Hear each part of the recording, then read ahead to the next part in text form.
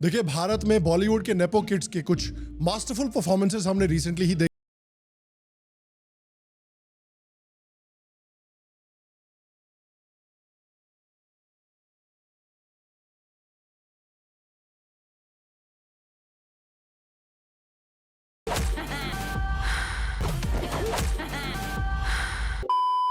बॉलीवुड में देखिए ऐसे नेपो किड्स की कोई कमी भी नहीं है। एक दूसरे को अपनी दुनिया बना लेते हैं, क्योंकि वो प्यार ही क्या जिसमें थोड़ा सा बचपना ना हो। What dialogues do you have? This film is commendable because it takes some kind of optimism to work this hard to get 1% of Dhurandar's box office. You know, I think post Dhurandhar we are living with that weight कि भाई हम भी कुछ ना कुछ कर ले। लेकिन जब से रणवीर सिंह ने धुरंधर फिल्म की सीरीज निकाली है, पूरे के पूरे इस बॉलीवुड का जो नेपोटिज्म माफिया है उसकी बुनियाद हिल गई है। So, and one more thing. Don't with the movie mafia. Ranveer ने बॉलीवुड की पूरी इक्वेशन चेंज कर दी है। जो पूरा का पूरा बिजनेस मॉडल था बॉलीवुड का, जो पिछले 70 सालों से चला हुआ आ रहा था, उसको पूरा बदल कर रख दिया है।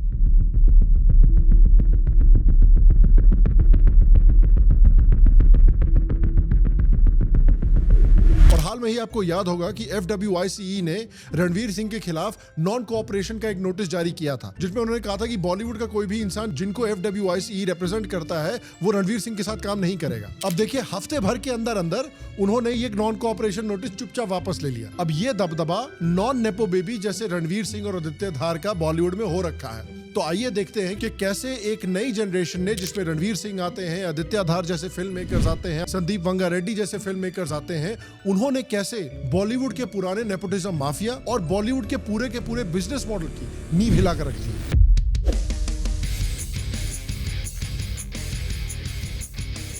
हेलो और श्याम शर्मा शो के इस एपिसोड में आपका बहुत बहुत स्वागत है। मैं हूं सेक्युलरिज्म का CEO श्याम शर्मा और आप सबको एक सेक्युलर प्रणाम। और देखिए, आगे बढ़ने से पहले मैं आपको बताना चाहता हूं कि श्याम शर्मा शो ने हाल में ही मेंबरशिप्स लॉन्च की हैं। हम कुछ बहुत इंटरेस्टिंग वीडियोस पे काम कर रहे हैं, खासकर हमारे इंग्लिश लैंग्वेज जो वीडियोस हैं उस पर हम काफी फोकस डालने वाले हैं आने वाले कई हफ्तों में, महीनों में, क्योंकि हम चाहते हैं कि इंडिया की जो कहानी है, इंडिया की जो स्टोरी है, वो पूरी दुनिया तक पहुंचे इंग्लिश लैंग्वेज में, उनकी लैंग्वेज में, ताकि वो इंडिया की स्टोरी हमसे सुन सके, ना कि द वायर से, ना कि द प्रिंट से, ना कि BBC से, ना कि न्यूयॉर्क टाइम्स से। उसके साथ साथ आपको बहुत सारे पर्क्स भी मिलने वाले हैं, जैसे कि अर्ली एक्सेस टू वीडियोस। आप हमारे वीडियो टॉपिक से वोट कर सकते हैं। यू कैन लिटरली डिसाइड कि इस शो पे कौन से वीडियोस पब्लिश किए जाएंगे, कौन से टॉपिक्स एक्सप्लोर किए जाएंगे। तो अगर आप उसका हिस्सा बनना चाहते हैं, हमारे शो को ग्रो करने का हिस्सा बनना चाहते हैं, तो नीचे दिए गए ज्वाइन बटन पे क्लिक करें और आज ही श्याम शर्मा शो के मेंबर बने। देखिए, बॉलीवुड की जो फिल्म इंडस्ट्री है ना, ये एक प्रॉपर इंडस्ट्री नहीं है। ये इटालियन माफिया को ज्यादा रिजेंबल करती है than an actual film industry, क्योंकि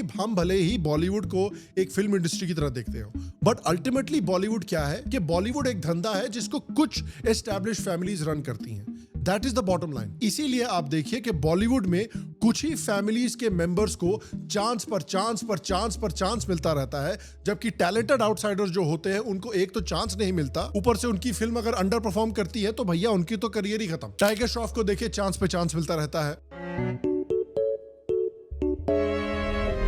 अनन्या पांडे को चांस पे चांस मिलता रहता है, फाइनेंशियल डिजास्टर पे फाइनेंशियल डिजास्टर देने के बाद। मैं एक्चुअली मेरे टंग को मेरे नोज तक टच कर सकती हूँ।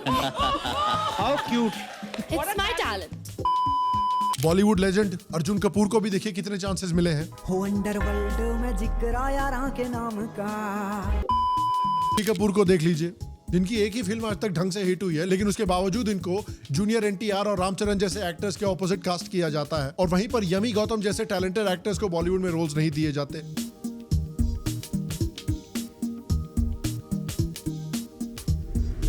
टैलेंट की जगह हमेशा सरनेम को प्रेफरेंस दी जाती है। ये बात कृति सनोन, तापसी पन्नू और यहाँ तक प्रियंका चोपड़ा जैसे एक्ट्रेसेस ने भी बोली है कि जो अपॉर्चुनिटीज आलिया भट्ट जैसे एक्ट्रेसेस को मिलते हैं, उस तरह की अपॉर्चुनिटीज लास्ट नेम ना होने वाले एक्ट्रेसेस को उतनी आसानी से नहीं मिलती। राधिका मदान जैसी एक्ट्रेसेस ने खुद सामने आके टीवी एक्ट्रेस होने की वजह से अपनी हार्श एक्सपीरियंस शेयर की है। You had a tag of either a television actor or a movie actor. There was no space in between.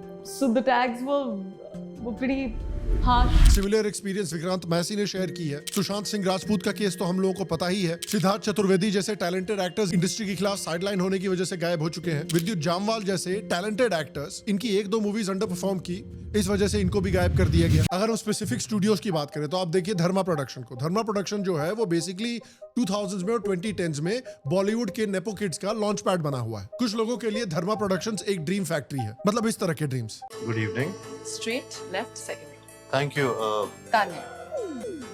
तुम लगती तान्या हो। तुम में एक अजीब सी तान्यानेस है। Thank you. वेल, इंटरेस्टिंग तो तुम्हारी आंखें हैं। अब सवाल बस ये है कि इन्हें पढ़ूं कैसे? किंडल या हार्ड कॉपी?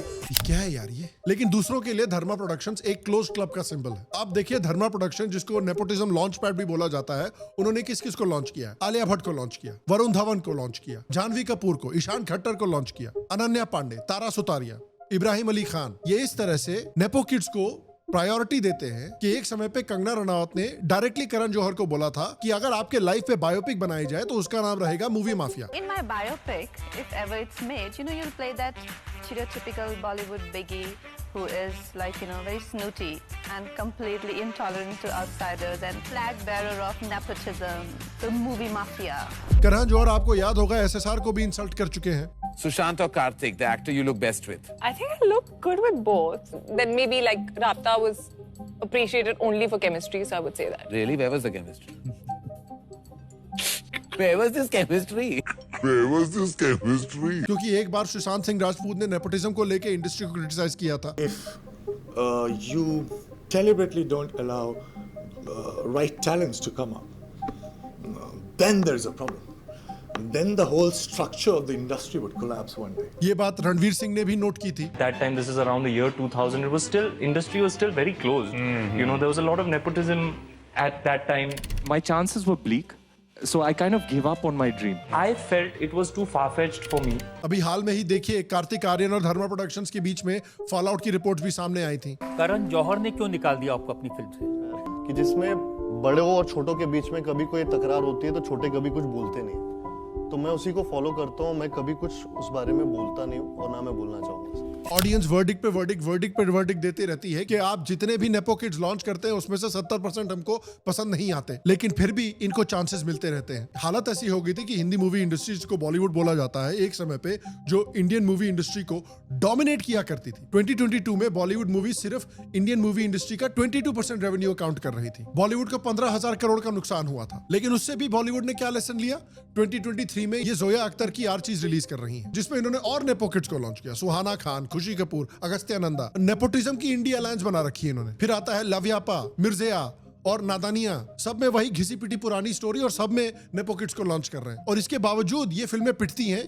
फिल्मों की ऐसी हालत होती है कि अल्टीमेटली करण जौहर को अपनी दुकान बचाने के लिए आधार पूनावाला से फाइनेंशियल इंजेक्शन लगवाना पड़ता है। धर्मा प्रोडक्शन का आधा हिस्सा 1000 करोड़ में बेचा गया था, लेकिन उसके बाद भी ये क्या निकलते? धड़क 2, तू मेरी मैं तेरा तू मेरी, सन्नी संस्कारी की Tulsi Kumari, Jigra. Although to be fair to them, उन्होंने किल नाम की एक मूवी निकाली थी रिसेंटली 2024 में, और वो लेजिटिमेटली एक बहुत बढ़िया मूवी थी। आई अर्ज एवरीबडी कि अगर आपको एक बहुत ही बढ़िया इंडियन एक्शन मूवी देखनी है तो वो किल मूवी जाके देखिए। और बॉलीवुड जो है वो सिर्फ फैमिलीज इन्फ्लुएंस से नहीं चलता। इस इंडस्ट्री को, जैसा कि मैंने कहा, फैमिलीज चलाती हैं।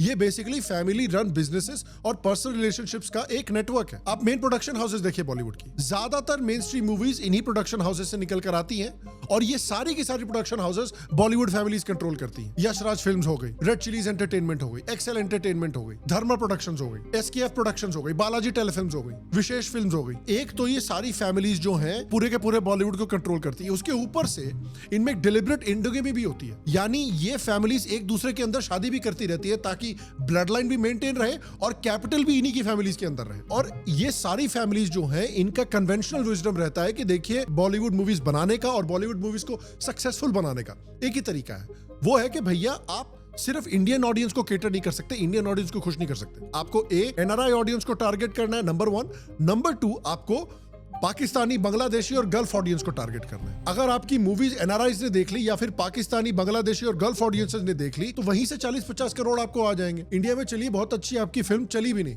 बस बजट उन्होंने वापस कमा लिया फिल्म का, तो आराम से 50 करोड़ आपको बाहर से मिल गए, हो गई मूवी आपकी सुपर डुपर हिट। लेकिन 2025 में जो रणवीर सिंह की धुरंधर निकल के आई थी, उसने ना सिर्फ इन बॉलीवुड फैमिलीज को हिला दिया है बल्कि इस पूरे के पूरे बिजनेस मॉडल को हिला दिया है। इस मूवी में ना सिर्फ रणवीर की एक्टिंग फिनोमिनल थी, मूवी बेहतरीन थी, one of the best movies Bollywood has ever produced, लेकिन आप देखिए इस मूवी ने परफॉर्मेंस कैसा किया है कि भाई इस मूवी को पाकिस्तान में और गल्फ देशों में बैन कर दिया गया था। उसके बावजूद धुरंधर 1, धुरंधर 2 दोनों ने मिलके 3000 करोड़ से ज्यादा पैसे कमाए, सिर्फ और सिर्फ इंडियन ऑडियंस और इंडियन डायस्पोरा के दम पर। तो बेसिकली रणवीर सिंह ने, आदित्य धर ने और धुरंधर फ्रेंचाइज ने ये प्रूव कर दिया है कि आपको पाकिस्तानी ऑडियंस को और गल्फ ऑडियंस को खुश करने की जरूरत नहीं है, उनके तलवे चाटने की जरूरत नहीं है अपनी फिल्म को सुपरहिट बनाने के लिए। You just have to make a very good movie, बस इतना करना है। और यही चल रहा था, बॉलीवुड की फैमिलीज ह्यूमिलिएट हुई धुरंधर की वजह से, बॉलीवुड का जो बिजनेस मॉडल है वो हर्ट हुआ है। बॉलीवुड के जो एक समय पे पापा हुआ करते थे दाऊद इब्राहिम, उसको भी धुरंधर ने नहीं छोड़ा। तो भाई बॉलीवुड बड़ा नाराज है कि जिस समय पे धुरंधर मेनिया पीक पर था, उस समय पे फरहान अख्तर आते हैं पिक्चर में जो सीए पे प्रोटेस्ट कर रहे थे, लेकिन उनको पता नहीं है कि वो प्रोटेस्ट क्यों कर रहे हैं।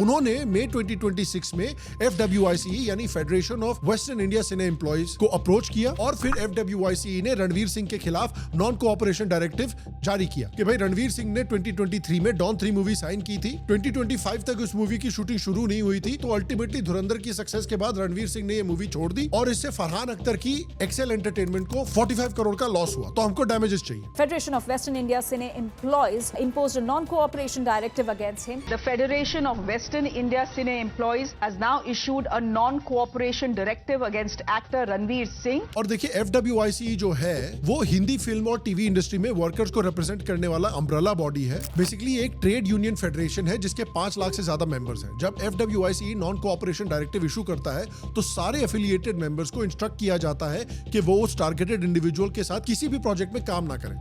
मतलब बेसिकली बॉलीवुड जो है वो रणवीर सिंह को बॉयकॉट कर रही थी धुरंधर की सक्सेस के बाद। और कमाल की बात, सस्पिशियस बात ये है कि चलिए ठीक है रणवीर सिंह ने अचानक से मूवी छोड़ दी, आपको डैमेजेस चाहिए, आप इसको कोर्ट में अप्रोच कीजिए, आप इसको लीगली सॉल्व कीजिए, रणवीर सिंह को आप लीगल नोटिस भेजिए। प्रॉब्लम ये है कि FWICE ने अपनी पूरी हिस्ट्री में कभी भी किसी एक्टर के प्रोजेक्ट एग्जिट करने पर नॉन कोऑपरेशन डायरेक्टिव नहीं डाला है कि भाई ये कॉन्ट्रैक्चुअल डिस्प्यूट है कि एक्टर का एग्जिट जस्टिफाइड था कि नहीं और कितना डैमेजेस देना है, ये सिविल कोर्ट्स या कॉन्ट्रैक्चुअल आर्बिट्रेशन का काम है। इसमें ट्रेड यूनियन कहां से आ गया? रणवीर की लीगल टीम ने भी यही पॉइंट किया है कि इसमें FWICE कहां से घुस गया यार। ये तो वही बात होगी कि साला इंडिया और पाकिस्तान के बीच में बॉर्डर डिस्प्यूट चल रहा है, उसमें बांग्लादेश आके इंटरवीन कर रहा है। साले तुम अपना लुंगी देखो ना यार, तुम्हारा इससे क्या लेना देना है। और ऐसा कई बार हो चुका है कि एक्टर्स ने प्रोजेक्ट को अचानक से छोड़ दिया। शाहरुख खान ने छोड़ रखा है, सलमान खान ने छोड़ रखा है, अभिषेक बच्चन ने छोड़ रखा है, करीना कपूर ने छोड़ रखा है, ऋतिक रोशन ने छोड़ रखा है, लेकिन FWICE ने इन पे कोई एक्शन नहीं लिया। स्टूडियोज ने रातों रात रणवीर सिंह को हटा के बॉम्बे वेलवेट में रणवीर कपूर को ले लिया। उस समय ऐसा कोई नहीं था इंडस्ट्री में जिससे मैंने बात ना की हो। मतलब करण जौहर, आदित्य चोपड़ा,